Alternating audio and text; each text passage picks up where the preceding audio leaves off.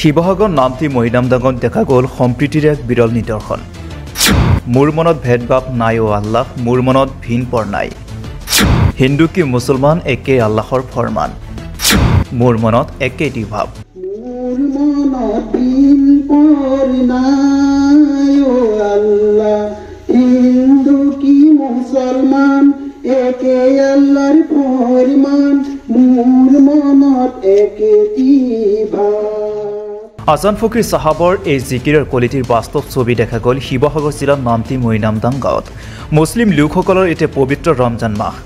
এই মাহতে মুছলিমসকলৰ বাবে ৰোজা ৰখা এক পবিত্ৰ কৰ্তব্য হিচাপে গণ্য কৰি আহিছে। এই মাহত মুছলিমসকলে ফজৰ ৱক্তৰ পৰা সূৰ্যাস্তলৈকে উপবাস থাকে।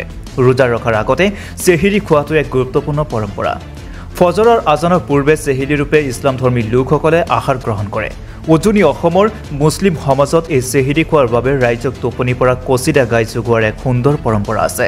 এই পৰম্পৰা অনুসৰি ইছলাম ধৰ্মী লোকসকল থকা গাঁওসমূহত যুৱকসকলে কচিদা জামাত গঠন কৰি গাঁৱত জিকিৰ জাৰি কচিদা আদি গাই ৰাইজক টোপনি পৰা সাৰ পোৱাৰ ব্যৱস্থা কৰে। এই পৰম্পৰা সাধাৰণতে গাঁওখনৰ ইছলাম ধৰ্মী যুৱক সমাজক এক দায়িত্বৰূপে পালন কৰে। কিন্তু শংকৰ আজানৰ দেশৰূপে পৰিচিত অসমৰ শিৱসাগৰ জিলাৰ নামতি মৈদামডাং ইমদাদিয়া কচিদা জামাতৰ পবিত্ৰ ৰোজা মাহত এই দায়িত্ব মুছলমানসকলৰ সমানে স্থানীয় হিন্দু যুৱকসকলেও সেই দায়িত্ব কান্ধত পাতি লয়, যাতে ইছলাম ধৰ্মৰ ৰোজাদাৰ লোকসকলে চেহিৰিৰ সময়ত টোপনি পৰা সাৰ পায়। এই দৃশ্য নামতি মৈদামডাং ইমদাদিয়া কচিদা জামাতৰ। হিন্দু মুছলমান উভয়ে নিশা জিকিৰ জাৰি পৰিৱেশন কৰি গীত গাই ৰাইজক টোপনি পৰা সাৰ পোৱাৰ ব্যৱস্থা কৰে।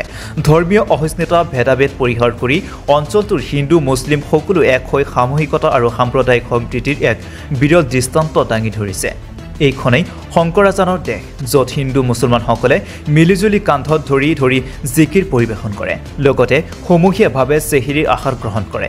উজনি অসমৰ মুছলিম সমাজত এই পৰম্পৰাটো অতীতৰে পৰা চলি আহিছে। ইয়াৰ জৰিয়তে নৱপ্ৰজন্মকো ৰমজান মাহৰ পবিত্ৰতা আৰু ইয়াৰ পৰম্পৰাৰ বিষয়ে শিকিবলৈ সুযোগ দিয়ে। এই পৰম্পৰাই ধৰ্মীয় বিশ্বাসৰ লগতে সামাজিক সম্প্ৰীতি আৰু ঐতিহ্যকো জীয়াই ৰখাৰ ক্ষেত্ৰত এক উল্লেখনীয় ভূমিকা গ্ৰহণ কৰি আহিছে। নামতি মৈদামডাং অঞ্চলত এনেদৰে সকলোৰে মাজত অতীতৰে পৰা চলি আহিছে ঐক্য সম্প্ৰীতি আৰু একতাৰ কোনো দিন নজহা নপমা এক নজিৰবিহীন পৰিৱেশৰ।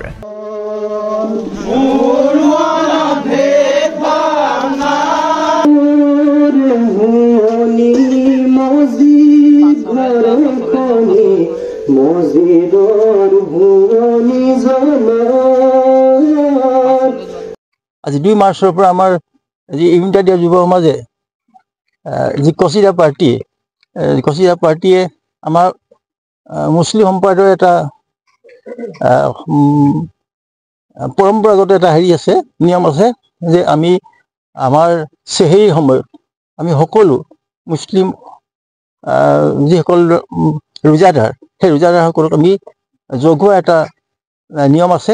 আৰু সেই জগোৱাত মানে শোৱাৰ পৰা জগোৱাত চেহেৰি খাবৰ কাৰণে আমাৰ লগত আমাৰ হিন্দু সম্প্ৰদায়ৰ মোৰ ভাইটি সম্বন্ধীয় এইটো দেৱব্ৰত বৰুৱা আৰু প্ৰাঞ্জল বৰুৱা আৰু ধ্ৰুৱ আছে, মোৰ ভাইটি হেমন্তও আছে।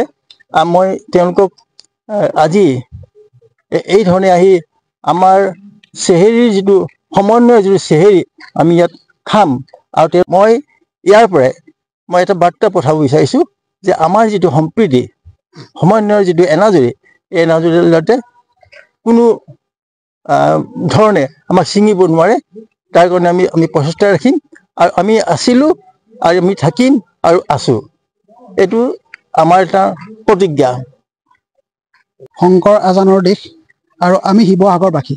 শিৱসাগৰৰ যি খিলঞ্জীয়া মুছলমানসকল আছে, তেওঁলোকৰ এটা পৰম্পৰা অতীতৰ পৰা চলাই আহিছে যে আজান পীৰ চাহাবে ৰচি থৈ যোৱা জিকিৰ আৰু জাৰিসমূহ এই ৰমজান মাহত পৰিৱেশন কৰা হয়, গোৱা হয় কচিদা জামাত হৈ পেলাই।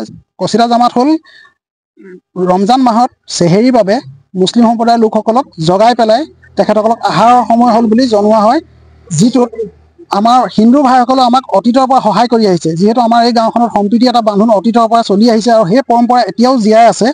আৰু তাৰ জ্বলন্ত উদাহৰণ হ'ল এই মোৰ কাষত আছে, এয়া মোন বুলি কওঁ আমি, প্ৰাঞ্জল গগৈ। তেখেতে মোৰ লগত জিকিৰ ৰচে, পেৰডি জিকিৰ তেখেতে মোৰ লগত ৰচে, তেখেতে সুৰ দিয়ে মোৰ লগত। আজি তেতিয়াৰ পৰা এতিয়ালৈকে আজি প্ৰায় 20 বছৰ ধৰি তেখেতে আমাৰ লগত এনেদৰে জিকিৰ গাই আছে। আৰু আজিও আহিছে।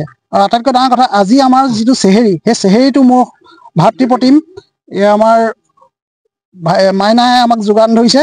কাৰণ এইটো এটা সম্প্ৰীতি, এটা মহান নিদৰ্শন যে মুছলিম সমাজৰ ৰমজান মাহ, পবিত্ৰ ৰমজান মাহত মুছলিম সম্প্ৰদায়ৰ লোকক চেহেৰী যোগান ধৰিছে। নিশা 2 বজালৈকে তেখেতসকল আমাৰ লগত আছে, মানুহ জগাইছে, প্ৰতিদিনে আমাৰ লগত আহিছে, আমাক সহযোগ কৰিছে। এয়াই হ'ল শিৱসাগৰ খিলঞ্জীয়া সম্প্ৰীতি নিদৰ্শন। ইয়াতকৈ ডাঙৰ মই ভাবোঁ সম্প্ৰীতি নিদৰ্শনৰ একো হ'ব নোৱাৰে, যে উজাগৰে গোটেই ৰাতি থাকি মুছলমান লোকসকলে যাতে লঘোণত ৰোজা ৰাখিবলগীয়া নহয়, তাৰ প্ৰতি লক্ষ্য ৰাখি তেওঁলোক আমাৰ লগত আহে, আমাৰ লগত সমানে কান্ধত কান্ধ মিলাই জিকিৰ গায়, কচিদা গায় আৰু এইদৰে জগাই গৈছে। আৰু মই ভাবোঁ এই সম্প্ৰীতিৰ বাৰ্তাটো সমগ্ৰ বিশ্বতে বিয়পি পৰিব লাগে। আমি সকলো মানুহ হয়, প্ৰথম আমাৰ পৰিচয় আমি অসমীয়া, তাৰ পাছতে আমি হিন্দু আৰু মুছলিম। গতিকে আমাৰ জাতিটো প্ৰথম, তাৰপিছত আমাৰ ধৰ্ম। এই পৰিচয় তেওঁলোকে দিছে, আমাৰ লগত সদায় আছে। আৰু মই ভাবোঁ এই নিদৰ্শন আমাৰ উঠি অহা প্ৰজন্মই যাতে জীয়াই ৰাখে।